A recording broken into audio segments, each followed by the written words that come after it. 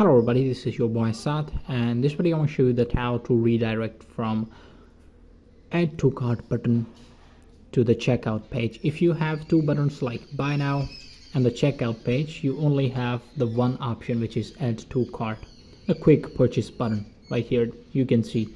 So we're going to be redirecting this add to cart button to the checkout page. Simply we have to go to the plugins and upload a file, the add to cart redirect to the checkout page plugin. You can find online searching on the Google Chrome or just searching in your WordPress dashboard. Alright, so the plugin is activated. Go to the plugin settings. Right here you can see the plugin is installed. Click on settings, and then you can do all these settings turned on by default and click on save changes. So now we'll see if our add to cart page is being redirected to the checkout page. So let's just save the settings and open the website in the incognito window. So we'll see if our add to cart button is redirecting to the checkout page.